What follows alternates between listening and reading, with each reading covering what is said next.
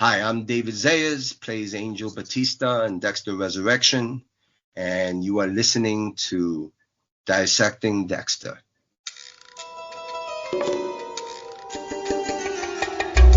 Hello, you lovely lot. Welcome, my friends, to another special bonus edition of Dissecting Dexter, the world's longest-running Dexter podcast. We are still fresh from the Resurrection Season 1 finale, and lots of questions remain. I hope we might cover off a few in the conversation you're about to hear. Welcome, everyone. I'm Gareth. I'm sorry the podcast schedule has been a little off this last week. It's been packed one way or another, but with no new episode this weekend. I don't think it matters too much. Plus, it spreads out the Dexter goodness for you. And of course, we had the chat with Cardia and Dominic in the mix, but the conversation doesn't end there.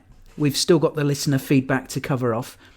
You guys have been great, sending in lots of emails and voicemails.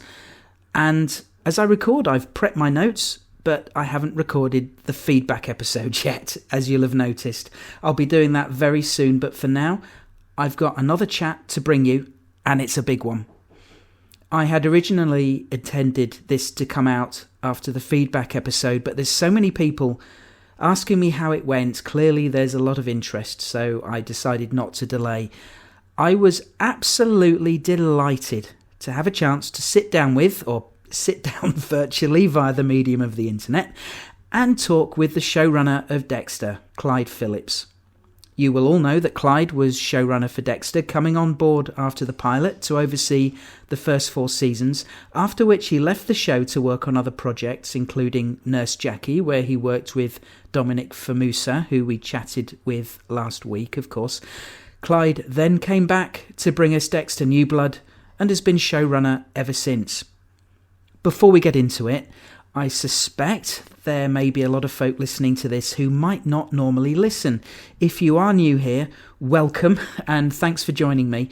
I hope you like what you hear and subscribe so as not to miss anything down the line, and there will be more on the podcast feed in the weeks and months to come.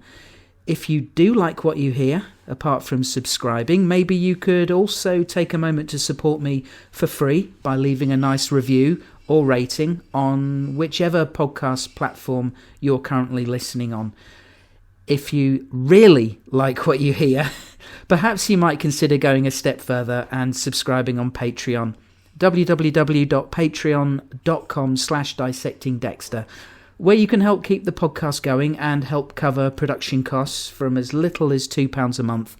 You get access to ad-free podcast episodes, Patreon exclusive Dissecting Dexter Shortcuts podcasts.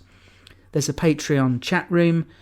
I do shout outs to Patreons. There are opportunities for personal video messages from me, or even an invite onto a future podcast, depending which reward tier you go for. Thanks as always to everyone who supports me there, including my newest supporter, Eric. Hi, Eric. I'm eternally grateful to all of you, and special thanks to the higher tier supporters, Nick, Phil, Des, Ryan, Jennifer, John, Kelly and Janet. Okay, so CLYDE and I sat down for an hour to talk all things Dexter. He was great company, very easygoing, good sense of humour, my nerves evaporated quickly and we got on well. We talk Resurrection, of course, but also address certain things from elsewhere in the franchise, notably New Blood. CLYDE didn't shy away from anything. He answers a lot of our burning questions, but I have to say, unfortunately, we did end up running out of time, so you may feel that a couple of topics come over as a little rushed, and I apologise for that. It's not CLYDE's fault. Not at all. I'm just so happy to have chatted to him at all. I'm very grateful, and you, dear listeners of Dissecting Dexter, are the first to hear this. There are some tidbits of news that aren't out there yet, so enjoy, and my sincere thanks to Mr. CLYDE PHILLIPS for talking to us. Here we go. From the tiniest drop of blood, I can determine how a man was killed. This is the Dissecting Dexter Podcast. But I can't make any sense of this.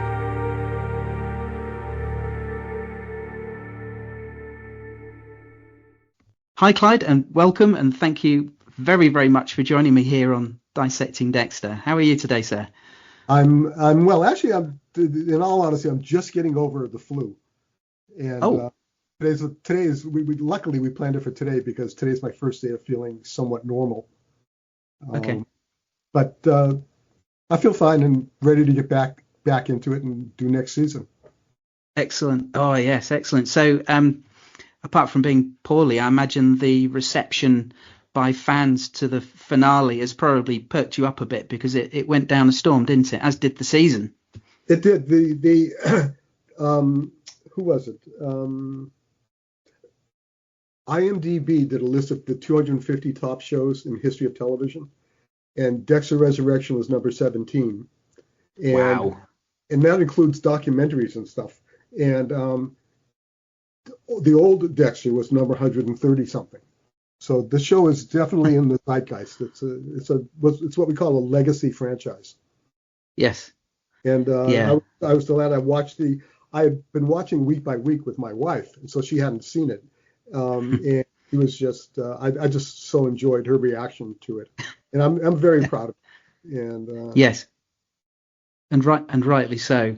It's the feedback this season from listeners has been a pleasure to read every week. It's great when we're all enjoying it. Do you know what Rotten Tomatoes? I do, yes. Yeah, so we're 95% critics, 90% audience on Rotten Tomatoes. That's unheard of for a show has been around for 15 or 20 years. Wow, you must feel such a joy from that, given recent years and how some quarters have been. You must feel completely validated. Well, I do feel validated. I must say, if you're alluding to previous endings of the show, I may be. Yeah. Well, I wrote the ending of New Blood, and was very proud of that as well. And a lot of criticism, which is interesting because it shows that people love the character and did not want to see him die. But B, or maybe this is I wanted to get a banner and just hold it up that said, I only had Michael C. Hall for 1 year. Okay. And so it had to end. And so I wanted to end it that way rather than him getting arrested or sailing off into the sunset and becoming a lumberjack or something like that, which I had nothing to do with. Yes. And we were all satisfied with it. And then Michael called me one day. He was doing a video. He has a band called Princess Goes, and Marcos, the director, is a close friend of Michael's and mine. And Marcos was shooting a video with Michael, and Michael said, "You know what? I'm not done. I want more." And Marco said, "Call Clyde." And Michael did, and he called me with famous 2 sentences: "Dexter's in your bones, Clyde, and it's in my bones. Can you figure out a way to unkill me?" So called Scott Reynolds, and within a week we had it figured out, and we had Resurrection. Now, we had no idea. I'm probably answering stuff that you're going to ask. We had no idea that we were going to get this phenomenal cast. This is the first time I've ever gotten all my first choices, and part of that is because I make sure that in the writing room we write all the scripts first before we go out to the cast, so they know that in episode 8. I'm not going to fuck over Peter Dinklage. He reads the book and knows what he's getting into. Yes. And then we did that with this extraordinary cast we have. Yeah. It was, I've described it as an embarrassment of riches because it was just so overwhelming. And to us as fans, with every casting announcement, you almost have to rub your eyes. So, do you know what a call sheet is? Yes. So the day that everybody worked, we wanted to frame that call sheet. And in fact, Jack Alcott, who plays Harrison, who was not working that day, came to the set to watch, to see these actors at work. The episode 4. Yes. Yes. Amazing. Yeah. I mean, I imagine, have you got one signed that you've got on your wall? I bet. I mean, it's been an amazing year for the the franchise, for the Dexterverse, hasn't it? Recently it was announced you and Scott were named amongst the best TV producers of the year by, was it Variety? Yeah, so it was the top. I mean, that was top 50 that was producers nice. of television. Yeah, that was nice, and testament and recognition to both your hard work on both series this year. I didn't even know it was coming. It's not like we did any campaign. Got a phone call that it happened. Excuse me. Yeah. Yeah, it was great to see, and I was really chuffed for you both. Obviously, I've spoken to Scott quite a few times now, but yeah, I thought as a long-term fan of the show, it was I almost felt. Well, I was proud of you guys, as a fan, because I know you've been a fan of the show since it first aired, and it's sort of spanned, a significant period of my life as getting married and becoming a father, and I've had and doing the podcast. I've had this personal journey alongside you guys and Dexter himself. So as a fan and doing the podcast, I feel part of it. So far as the community around the show, so it was brilliant. Obviously, it's not been a bed of roses this year. Unfortunately, of course, Original Sin got cancelled. There are still ongoing petitions out there. Yeah, I think to bring it back. 1,000 signatures. Yeah. I mean, what do you think of that? What did I think of the signatures or the cancellation? The petitions. So many people coming forward and putting their name to it. Well. In all honesty, I think it's wonderful, and I'm flattered and proud. I don't think Paramount is going to change their minds. Right. Yeah. It was a tough phone call that I got that night, where they had already picked up the show, and I'd informed all the writers and informed all the actors, and then they unpicked it up. They created their own word. They unpicked it up, while picking up Resurrection, which was no surprise, And it wasn't handled well, and I'm not happy about it. Yeah, and I reached out to Scott, and I think he was putting it mildly when he said he was bummed. About it, and very disappointed and shocked. I've been in touch with Robert Lewis as well. He and I communicate. He actually reached out to me. And I had no idea he was listening to the show, to the podcast. But Robert is my best friend and the godfather to my daughter. Wow. I mean, I've done 15 series in my career, and he's probably produced more than half of them. Yeah. So I was delighted to hear that he listens, and occasionally he reaches out. He reached out to put me straight on a point during Original Sin where I'd missed something. And I was asking a question, and he replied and answered, and so we communicate every so often. That's great. It's lovely to be in touch with people who make the show. You can imagine. In terms of Original Sin, Scott said to me that you had plans to make it essential to the Dexterverse. I may be paraphrasing him a little bit, but did you have a medium to long term plan for the show? Was there a story arc in mind? We did, and this was all under the aegis of Chris McCarthy at Paramount, who got pushed out when Paramount changed. Yes. And he wanted the Dexterverse to expand. He wanted me to be his new Taylor Sheridan, and so we plotted out a couple of years of this, looking forward to introducing new characters like Dokes. Imagine Dokes at 25 years old or 30 years old. Yeah. And Captain Matthews. And also watching Dexter's evolution and Harry's evolution. If you remember in the pilot of Original Sin, which I wrote, the swimming pool scene. Yes. So that was news. I mean, nobody knew that. It was just something that I came up with. And it defined Harry, and we wanted to continue that definition and continue developing the characters and developing Dexter, played by Patrick Gibson, played extraordinarily well by Patrick Gibson. Star, he's going all the way. He's doing the new James Bond Yes, video game. I saw that. Yeah, Dexter to James Bond. But look at that cast. I mean, look at both casts. Yeah. And the reason we get these is because we've got great writers, and people want to be part of this. You know, there are not a lot of movie roles anymore, unless it's a superhero role, and so people want to be part of good television. And I'm in the business of making good television. Yeah, yeah. It was a great show, and I described it on the podcast as the show we never realised we needed or ever realised we wanted.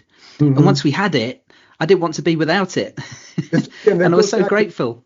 It goes back to Chris McCarthy, who was head of Paramount then, who was the Yellowstone guy.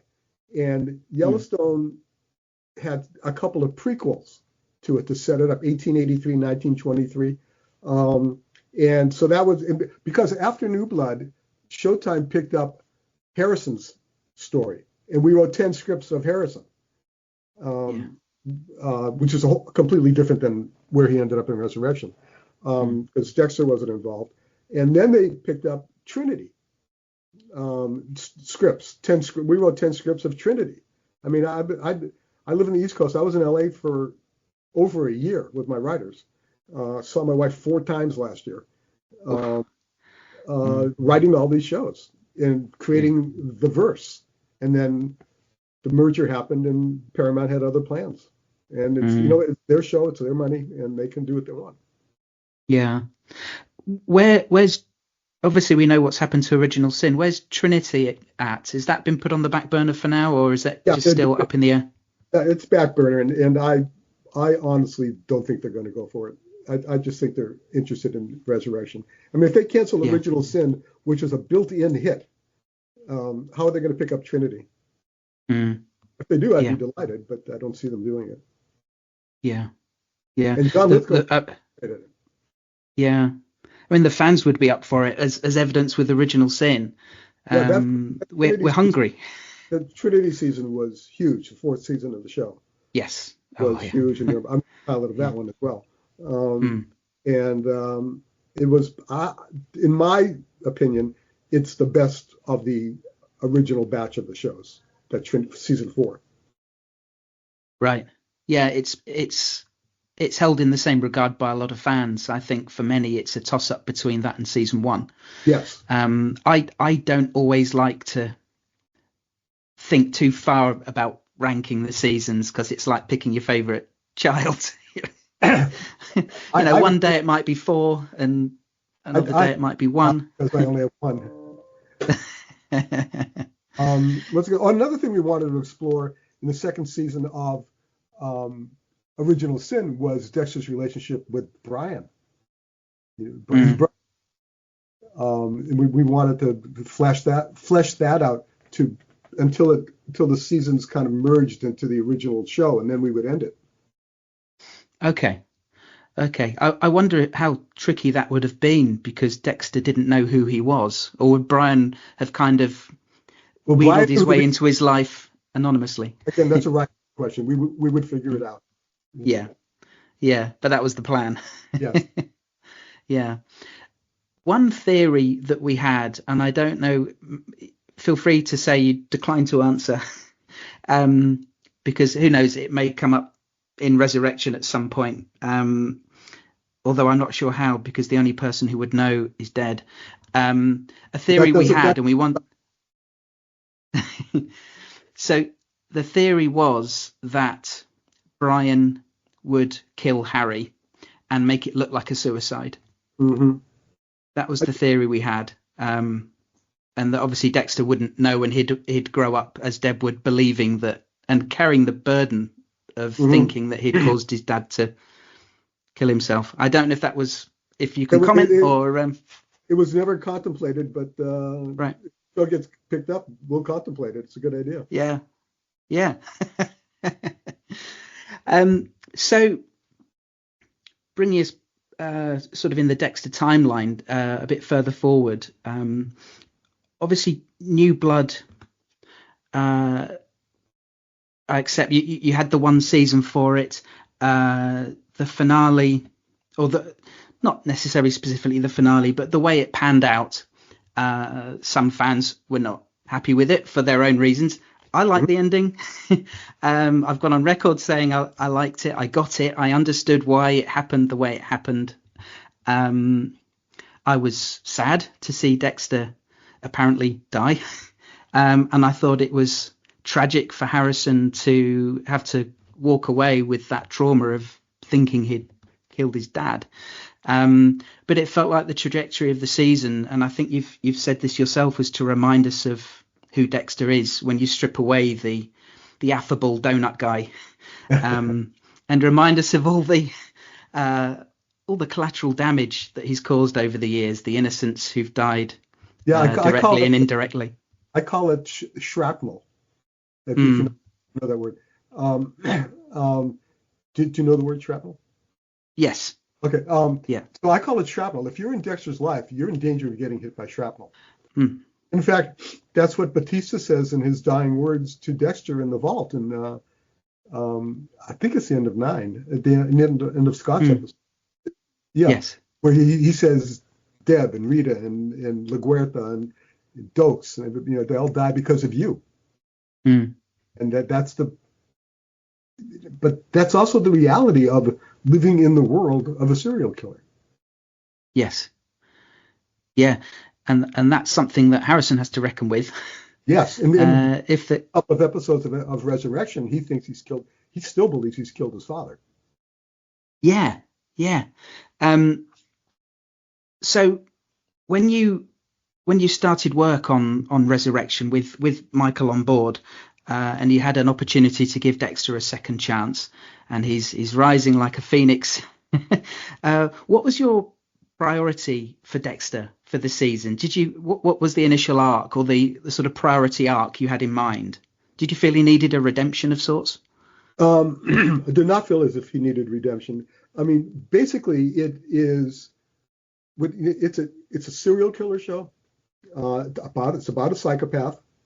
It's relatable because of the voiceover, so he is vulnerable and relatable. But I keep going back to it's a father and son show, Resurrection, and to see their relationship, Harrison and Dexter's relationship, grow and become more complete, and for Dexter to understand, if not feel completely, what love is. In an earlier episode, way back in the OG show, Dexter, the voiceover says, "My sister Deb, if I were capable of love, I would love her." So he's learning, and it's 2 decades of learning about responsibility, about affection, consequences, maybe even love. So there. Yeah.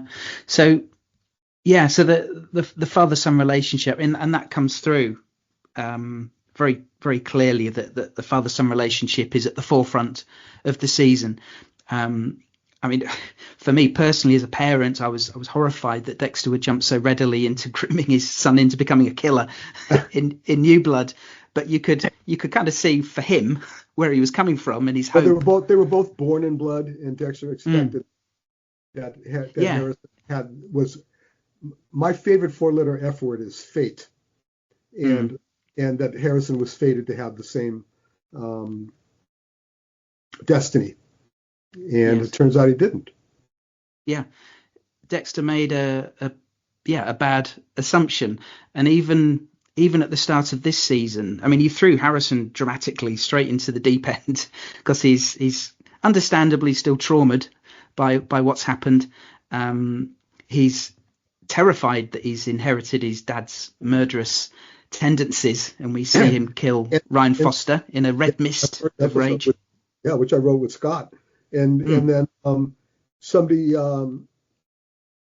Harrison has a line later in its second or third episode where you said you followed your instincts and you did the right thing, and Harrison said doing the right thing would have been calling security. Calling the security officer at the hotel, not going in and killing that guy. So Harrison is damaged, and Dexter's responsible for that damage, shrapnel. Yes.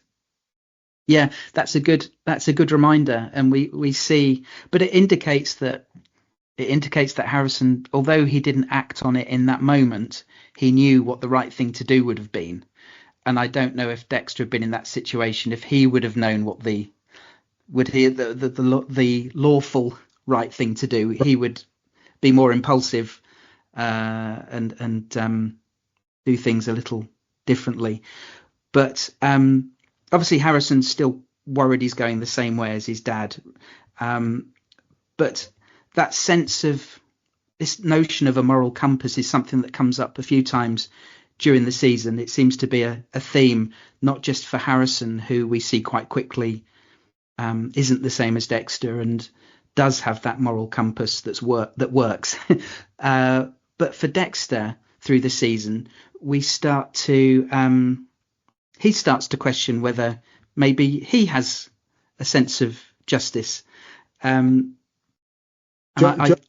humanity. That's interesting. Harrison brings it up. Yes. Harrison brings it up and points out where Dexter did the right thing. I think it was with it was with the landlord. Yes. I know he does it in his own Dextery way, rather than just going and having a talk with the guy, although a talk wasn't going to cut it. But he goes the whole hog. But in his own Dextery way, the guy's still alive. And he was just going to give him a good scare. But Harrison acknowledges that Dexter did a positive in inverted commas, a positive thing. Sure, it worked, and it helped out Harrison, and it helped out obviously it helped out Elsa and her Dante, her sick child, and it cost Dexter nothing. Let me give you a little advice. Serial killer to serial killer. Where you went wrong was thinking you could have it all. A family and your dark passenger. You're listening to Dissecting Dexter. So at the start of the season, we move away from Iron Lake pretty quickly, which in hindsight was probably for the best. I talked about this with Scott on the podcast several weeks ago, because as fans we had questions that remained there, but dramatically it was better to get to New York and just crack on with the story that you wanted to tell for the season. However, Dexter skipping town just made him look a bit more suspicious to Batista. You're right. But if you think of all the pardon me, if you think of all the flashbacks that Dexter had while he was in a coma, John Lithgow, Trinity, Jimmy Smits, Miguel Prado, Dokes, Remar, Harry, they all had the same thing to say to Dexter, which was, get back to your son. Go take care of your son. And that's why he escaped from the clinic. And of course that is suspicious to Batista. And Batista was already suspicious off of the end of New Blood rather. And this heightened his suspicion. And it gave him what am I thinking of? The Jean Valjean kind of yes. Or Captain Ahab. He became his white. Yes. He became Batista's white whale. He became obsessed. He lost his mind a little bit.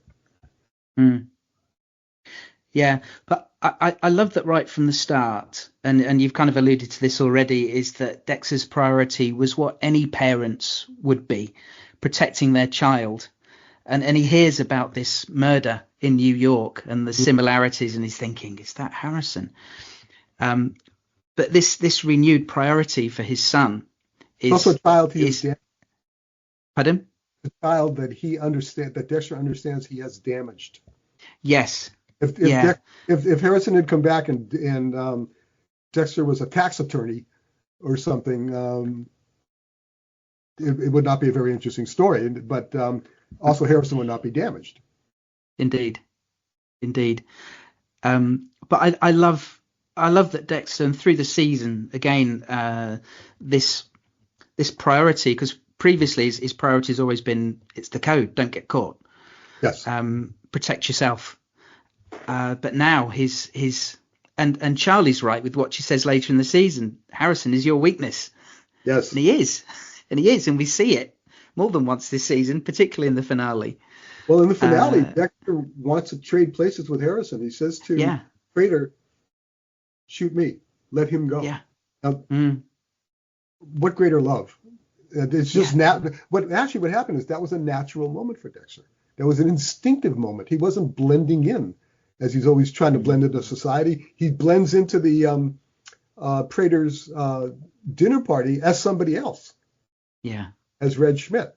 And that this was a stop down when he says, shoot me, let him go. That was a very real moment. And then at the end, when he's dropping Prater's body off the boat, and he's doing his voiceover, and he says, I'm exactly who I want to be. And then he looks into the lens and says to the audience, I'm exactly who you want me to be. That was a great sense of connection. Goosebumps. Marco, it was just beautiful. Yeah. That was a stunning moment, and breaking the fourth wall. We went to the real Statue of Liberty. We lit it up. We took a real boat out there. We could have done that green screen, but it wouldn't have. I don't want people seeing that. I wanted them to really feel this. Yeah. One listener, Chris, emailed and said he wondered whether that voiceover was written that way just in case the show got cancelled after season 1, because he said it could have served as a conclusion to the series. It could have, but you don't write to something like that in anticipation of the show getting canceled. You write to, I mean, I always believe in, and I also write novels as well, and they're mystery novels, and I believe that the show gets better if you paint yourself into a corner and then have to figure out how to get out of it. And so we never write to, Chris is right. It could have been a great conclusion upon cancellation. But we've got Michael's got a 3-year deal. I've got a 3-year deal. I mean, we're going to be making this. Yeah. And is the plan to? I mean, we're jumping ahead a bit. For the show to be on each summer for the next 3 years? Is that in your head timeline? No, that's completely up to Paramount. We're going to be, for various reasons I can't get into, we're going to be shooting next summer. We're going to be shooting starting next spring. The writing room opens October 6th. And we will write through the holidays into early spring, and then start what we call soft prep, meaning start planning the stages and the sets and all of that, and locations, and then begin the casting process, and take it from there. But it's not going to be on. We'll be shooting next summer. It won't be airing next summer. Okay. Oh, that's interesting. So it'll be a different feel, a different aesthetic in the city, because it was the cold light of late winter, wasn't it? It was fucking freezing. It was brutal. And Claudia said that about her. Not as brutal as Iron Lake, though. I mean, right. I mean, that was all snow all the time. There was one day we were standing on the frozen lake in Iron Lake, and I turned to one of the walkie-talkie kids, and I said, he had a thermometer. And I said, what's the temperature? And he said, it's 19 degrees Fahrenheit. And then the wind shifted, and now the wind is blowing across the lake on us. I said, what is it now? And he says, 2 degrees Fahrenheit. And we're standing there, and I mean, everything I was wearing had batteries, my boots and my jackets and my socks, everything had batteries. And we, no pun intended, weathered through it. A tiny little sidelight. If you go back to New Blood, and Harrison shows up at Dexter's house on the lake, and Dexter says, I'm not your father, you made a mistake. Harrison walks away lonely down the long drive, the road to Dexter's house. And then half an episode later, Dexter goes and gets Harrison at the bus stop and says, I am your dad, come on home. The one when Harrison goes to the cabin was shot February 2nd. The bus stop was shot July 28th. So we went from 2-degree weather to 80-degree weather. We're all standing around in our shorts, and they're all acting to be cold. Yeah. That's That goes in, that's what goes into making these shows, particularly when you have all the scripts written. Yeah. And that was a hard shooting. That was a hard shoot anyway, wasn't it? With all the COVID restrictions. COVID, yeah, it was 118 days in a row, and COVID slowed us down significantly because usually you go out and you're in a van, you're in a Sprinter van, and you're talking about the show and everything and whatever it is. We couldn't do that. Everybody had to be in their own car. Right. We had to do caravans. To different kind of caravan than in Britain, but we couldn't do that if we were shooting at what's called a practical location, not on stage, but at a house or something. You couldn't put two cameras in there because it's too many people in the room. So we had a huge COVID budget, and we were tested 6 times a week. Because I need to be able to go up and talk to Michael Hall or to the director. And Michael Hall is not wearing a mask, obviously, because he's acting. And so I had to make sure that I was safe and that all of our crew was safe. Yeah. Tough times. Yeah. Bringing it back to Resurrection and Harrison and Dexter, I was glad that they reconciled quite early in the season. It was like they were magnetically drawn back together. Obviously it was awkward. Harrison was frosty, understandably. You see, but I'm not so sure they reconciled as soon I don't think of them as having reconciled early in the season. I think Harrison, first of all, they didn't even see each other until episode 4. It was episode 4, yes. And Dexter was watching from afar, wasn't he? Yes. Yeah. And then it wasn't until a couple of episodes later when Harrison was pissed off at Dexter. Yeah. His initial reaction was astonishment and then anger. And then you think you can just do this and come back into my life? That's not how this works. And Dexter had to earn his way back into his son's life. And that's the father-son story that I'm always talking about. I remember why it feels early to me because I got sent the screeners of the first 4 episodes. So sure. I watched them close together. So in my head, it's early in the season, but we're talking a couple of days of a couple of evenings running of going through them. But yes, you're absolutely right. In the scope of the whole season, it was episode 4 when they met back up, and he was about to turn himself in, Harrison. I mean, who wouldn't crumble under the gaze of Claudette Wallace, the steely gaze? Right. I do want to. I'd admit to anything. Episode 4, which was the director's cut of that, was 1 hour and 6 minutes, and it was so good that we didn't cut it. We worked on it, but we didn't trim it down. We got permission from Showtime Paramount to air a long episode. Monica Raymond directed it and did a magnificent job. I just want to give credit where credit's due. Absolutely. Yeah, rightly so. Yeah, it was a fantastic episode, and up till that point, the clear favourite amongst fans of episode of the season. It was thrilling. Yeah. It was. You just couldn't believe I'm watching Dexter here, and look at all these people. It was just incredible. Brilliant. So yeah, Harrison and Dexter. I loved seeing Dexter make legitimate, genuine efforts to be a better dad. It's like he's as we said earlier, he's this phoenix rising from the ashes of the person he was, and he's realised, he's perhaps accepted that Harrison's not like him, and he's had these conversations with Harry. But pardon me, he may be a phoenix, but he's not like a transformer arising from the ashes. He's a human being, and even more human. His forcing Harrison to shoot him had a humanizing effect on Dexter. And Dexter has always been a sort of, on the face of it, inhuman, unfeeling.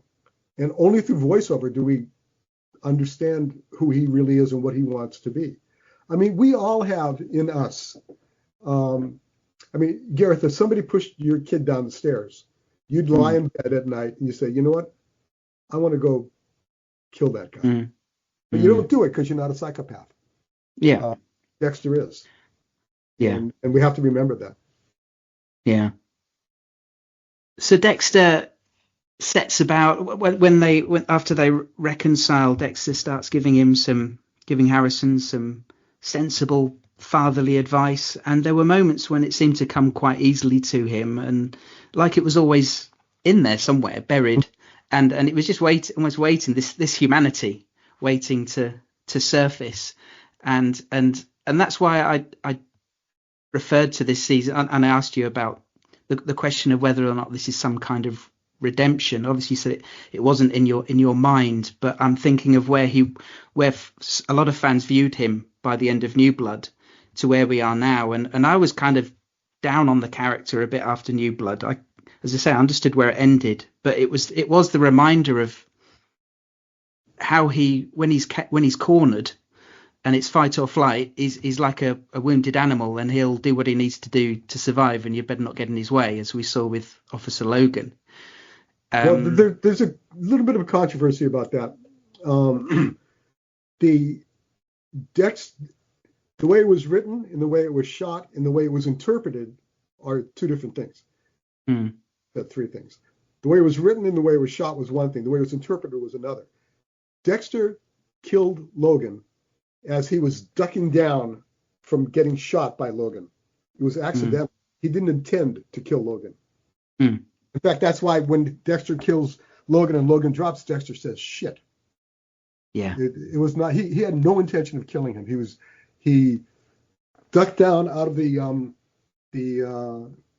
range of the muzzle of Logan's pistol, and it snapped Logan's neck. And what are you going to do? You're going to get the hell out of there. Yeah. And it was when my first interpretation on watching it was the former, that he was trying to break his neck or choke him out. But it seemed, obviously I heard you talk in interviews afterwards, and I thought actually, maybe he didn't intend, it wasn't intentional, but it still qualifies as shrapnel.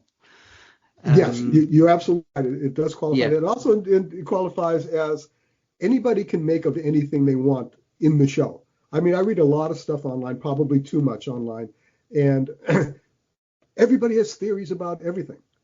And people watch the show so closely. I'm flattered, actually, by it. I don't mind the fact that they have opinions and theories. They should. It's like it's us talking about reading a book that we both just enjoyed or didn't enjoy.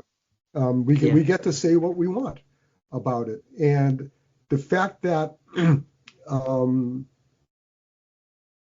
that there are differences of opinions and that there are great ideas coming out from the fans. I mean, I see some of the stuff. I mean, some of the stuff I just dismiss, and it's dumb. But I see some of the stuff and say to myself, "Man, I wish I thought of that." You know? Yeah.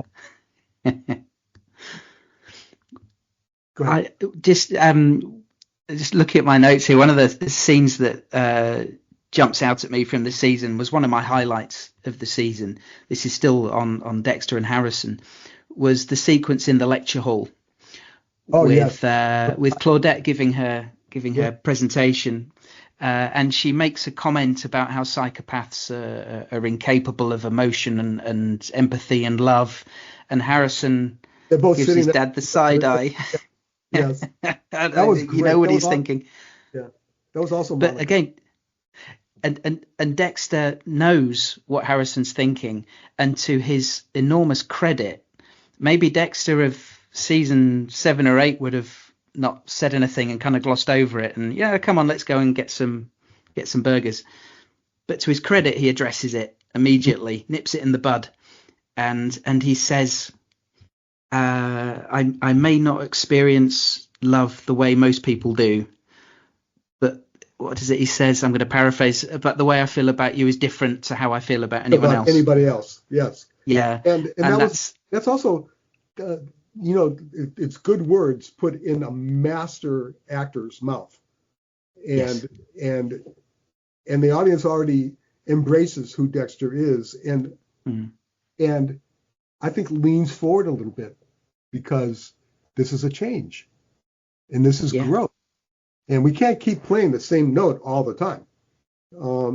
So it's how do we get, our challenge is always how do we tell the story differently? How do we tell the story better? How do we get the audience to lean forward in their chair? And how do we get the audience to come back next week and then next year? Yeah, it was a genuinely, as a viewer and someone who's completely invested in the show, as my wife and I both are.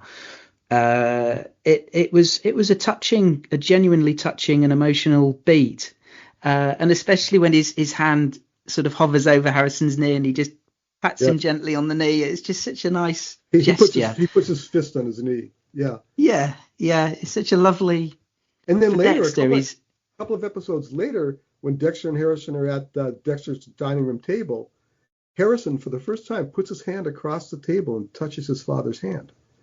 It's maybe a silent moment, 4 seconds, and it's really moving because you're invested in the characters, you're invested in their growth, and you're invested, and you're letting the audience know changes are coming. It's not the same note all the time.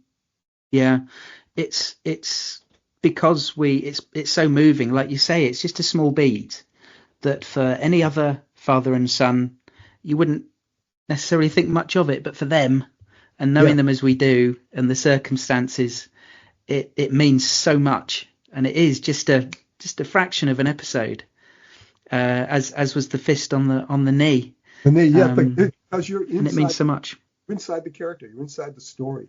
Yeah. I mean, you can watch Resurrection on its own as a standalone. However, I believe that most people who watch Resurrection have watched previous seasons of Dexter. Hang on, I'm getting. However, I'm getting. What the hell was I saying? Scott just texted me. Anyway, let's move on. Sorry. This is Scott Reynolds, executive producer and writer for Dexter, Dexter Original Sin, Dexter Resurrection. This is the Dissecting Dexter podcast, my personal favorite Dexter podcast. We were talking about those little moments of the gestures between Dexter and Harrison. And it's these moments that we can interpret as outsiders looking in, of moments of love, essentially. And I always use the caveat of in Dexter's dextery kind of way. But essentially that's what it is. And like you say about the finale, Dexter offering himself up to Prater without hesitating. He doesn't think for a minute that, well, Prater could just shoot us both. Right. And he probably would. But he was clutching at a straw. He was making an attempt to do whatever he could in that moment with the gun pointed at his son's head to try and save him. Being a protective parent is what any loving parent would do. We'd all, lay down our lives to protect our child. It was a rare flash of normalcy from Dexter. Again, you're speaking as a parent. I'm speaking as a parent, and I had a terrible relationship with my father, and so I know where this comes from, and I know. How, in fact, I think the final episode of New Blood was called "Sins of the Father." Anyway. Yeah. So another thing that came out of, and we've already touched on this a little bit, is this sense of justice. On the kill table with Prater in the finale, they talk about the thrill of the kill, and this sense of justice is mentioned. And Prater says, he questions, isn't it about the thrill? And Dexter says, well, both things can be true. At the same time, I think it. Yeah, and he talks in voiceover about Harry and Deb, and seems to entertain the notion that he does have a genuine sense of justice, or that one has now emerged. Well, what's interesting is, pardon me. What's interesting is that when Dexter kills, I mean, one way of looking at it is that each time Dexter kills, he's saving countless other lives because he kills killers, and those killers would go on to keep killing. And so there's a grand sense of justice in doing that. I'm not saying anything's right. I'm just saying fictionally, there's a grand sense of justice there. Yeah. It makes sense how he would have somewhere within him a natural sense of justice, because he how could he not? He legitimately worked for the police all those years, working in law enforcement. There was Harry, Deb. How could he not assimilate a genuine sense of justice? And I'm sure through his day job, he legitimately brought a lot of people to justice through his day-to-day work that we know he was very good at. Blood spatter analyst, but also he learned of people who fell through the cracks and that could not be, and he took care of them. Yeah. So I've always been of the opinion that first and foremost, Dexter kills because he has to. He has his urge and he wants to and enjoys it. And the fact that he targeted bad people came from Harry's code to help keep him safe. And as we saw in Original Sin, it was perhaps partly to ease Harry's guilt of nurturing his son in this way, thinking that if he's going to kill, at least he's killing bad people, and that any benefit to society was just a happy byproduct of the murder. Should I now be reassessing that following the finale? Yes, or is Dexter kidding himself to justify? I don't think he gets a thrill out of killing. I think it's fate and destiny. That he has to do it. So as long as he has to do it, that's where Harry's code comes in, and Harry's channeling him to do it for a greater cause. And sure, he's got the urge. He uses the word urge, when everybody's saying the yearning, the calling, and the urge. Sure, he's got that urge, and it's undeniable and can't be stopped, actually. But look, if we were talking about a guy who's just killing people in the streets, we would not be having a show. We'd be talking about Ed Gein or something, or Jeffrey Dahmer. We're talking about a guy who takes out serial killers and in so doing saves lives. Yeah. So it's going to be interesting to see where he goes from here, because he's had a brush with death. He's genuinely faced his own mortality, and he's been given a second chance at life, and particularly with his son. Actually, a third chance. It's a third chance. He was shot by his son and then locked in that vault. Yes. So, a couple of times he could have died. Yeah. And I think he will appreciate life, living people, good people, and most importantly, his son, all the more coming up. Yeah. And he talks about that in that closing voiceover, that he's not suggesting that he's going to stop killing, but we see he's making efforts to be a better dad. He's sounding like he's committing to having friends, as we see him refer to blessing and what he's overcome. He's thought before that he could have it all, but that turned out badly.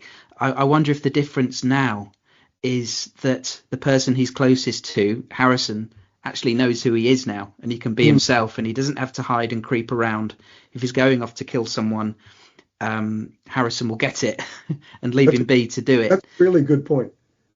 And again, Harrison was born in blood as well, on the bathtub, in the bathroom floor with his mother in the bathtub. And it comes back to fate and destiny, and Harrison is not destined to become like his father. And Dexter has to accept and appreciate and be as much of a real father as he possibly can. And so it's a learning curve for him as well. For the first time, Dexter doesn't have all the answers. I mean, when you make Dexter in episode 1 of the old show, he's fully formed. He's in his 30s, and he's killing that choir master and everything. And as far as he's concerned, he's right about everything. And then we go into the first season of episode 4 with Trinity, and Dexter's thinking, I'm married, I've got a kid, can I have it all and do what I want to do? And he ended up, shrapnel happened. Yes. His wife was murdered. And so that Dexter carries all of that with him into his relationship with Harrison.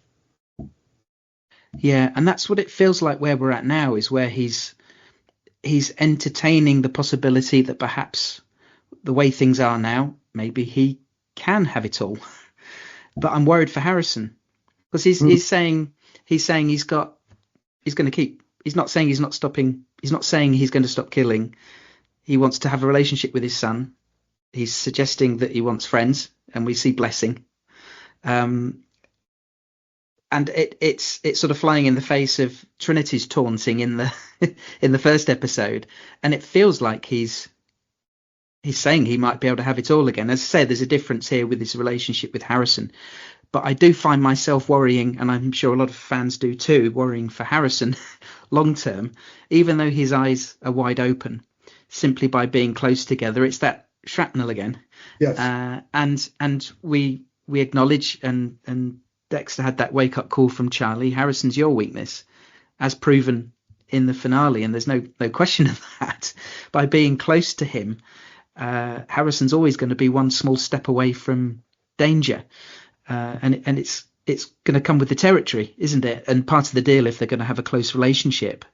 Does Harrison realise that, and does Dexter too? Are they both going into this understanding the relative risk to each other, and they're accepting that this is the deal? I'm not saying that we're going to be putting Harrison. Actually, I don't even know what next year is yet. Scott and I have some ideas, but we haven't worked it out.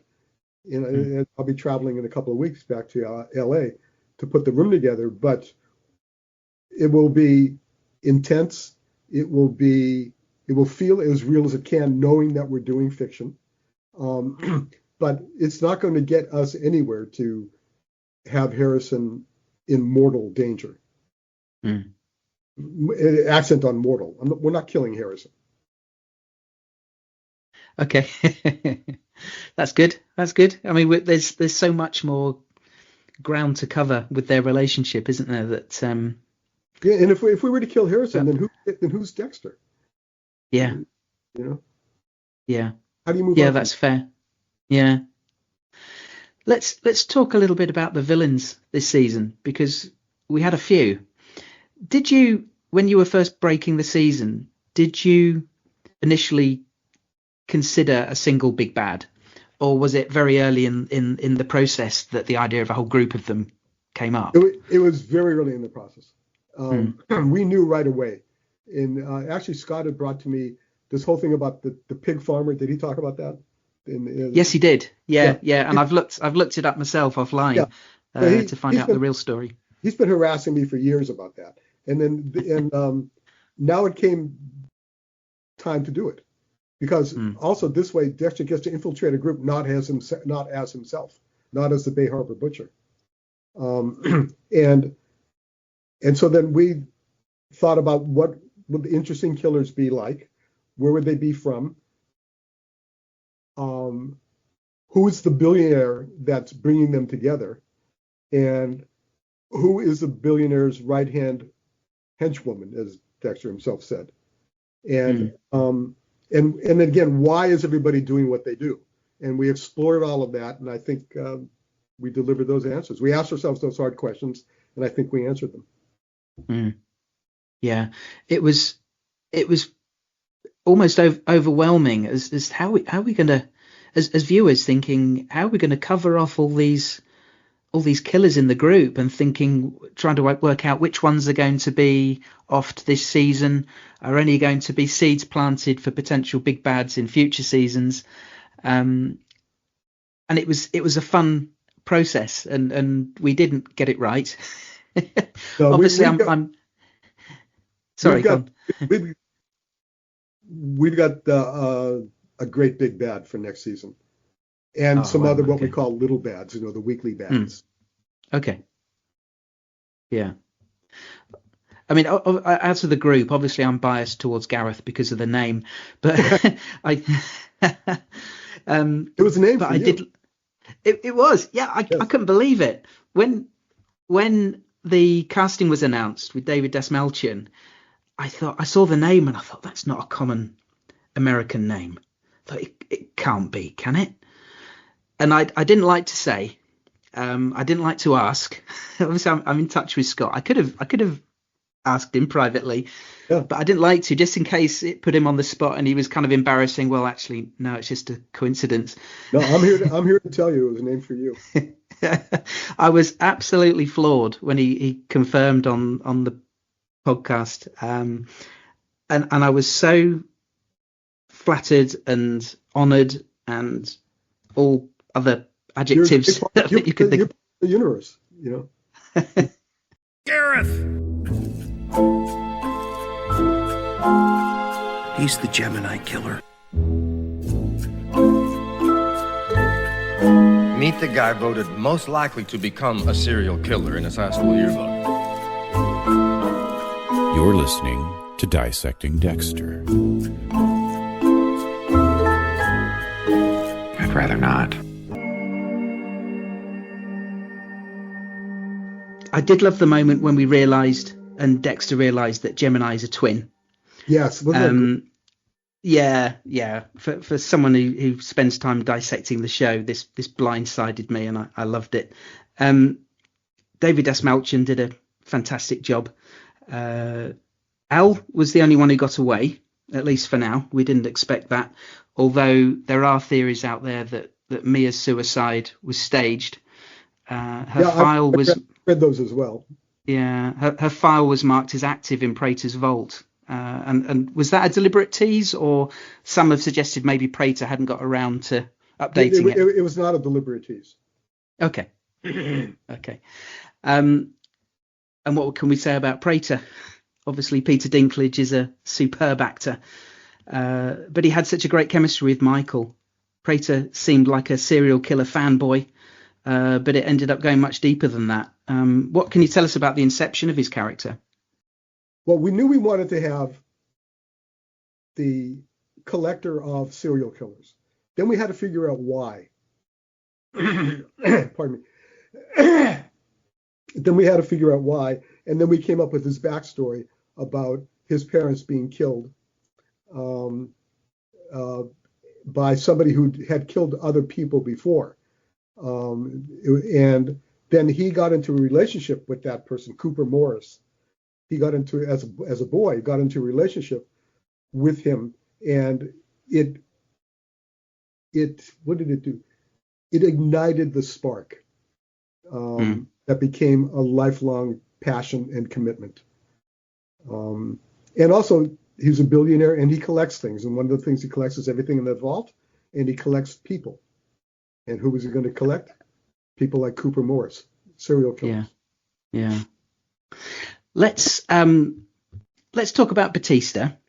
The season end game starting with the downfall of a beloved character, but it did feel inevitable once he was positioned opposite Dexter, and it felt like only one of them could be left standing at the end. But that must have been so heartbreaking in the writers' room to come to that conclusion yourselves, and maybe devilishly delicious from a dramatic perspective as well.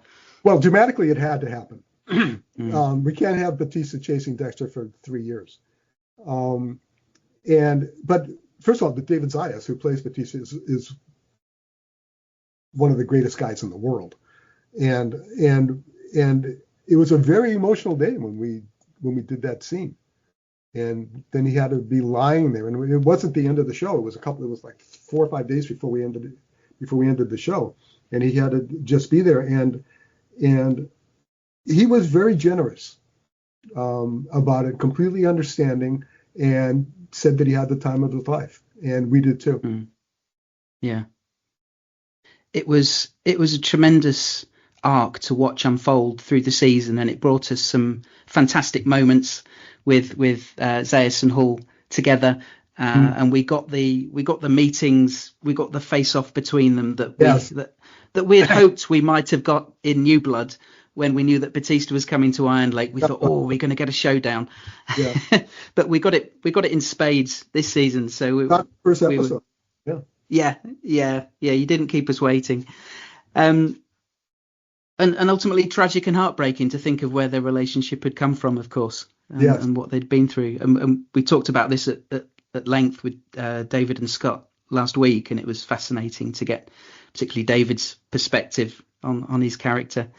The last thread, I suppose, is the New York Ripper. It was sort of bubbling under the surface all season, and fans were theorizing about who it might be.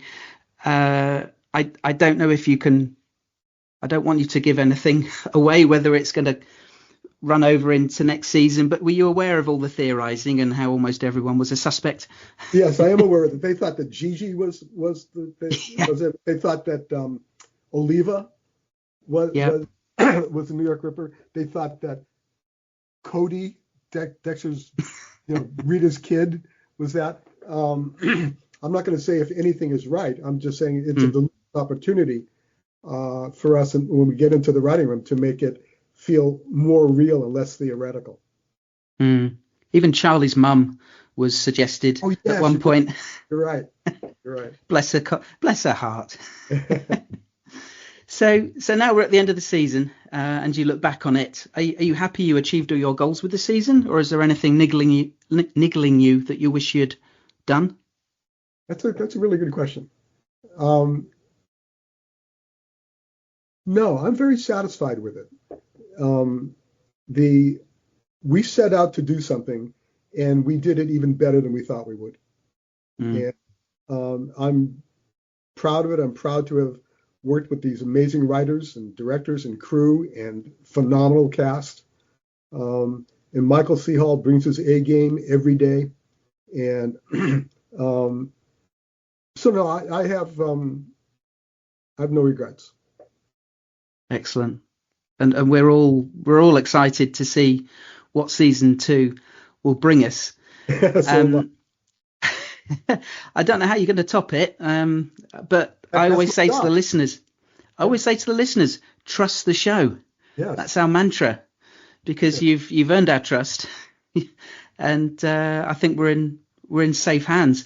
One listener did ask, Nick asked if in the wake of the original Sin cancellation, whether your approach or plan for Resurrection changed in any way. Not in any way at all. Right. Okay. Yeah, I mean, they're two different beasts living in the same zoo, and we're going to take Resurrection where we intended to take it, and the original Sin, unfortunate cancellation, will not impact what we do with Resurrection season 2. Yeah. Is there any room potentially for some flashbacks and perhaps using some of the original Sin actors in flashback? I can't say no to that. There always is. It sometimes occurs in the writing room. Sometimes it occurs to me in editing. So I'm not saying no to anything. Yeah. Final question from another listener, Nikki, who on the podcast we fondly refer to as the world's biggest Brian Moser / Christian Camargo fan. She was disgusted that Dexter got rid of him in the vault so quickly, throwing the chainsaw. She wanted more. But she has a theory for season 2. She has a theory that Gemini will turn out to be a triplet.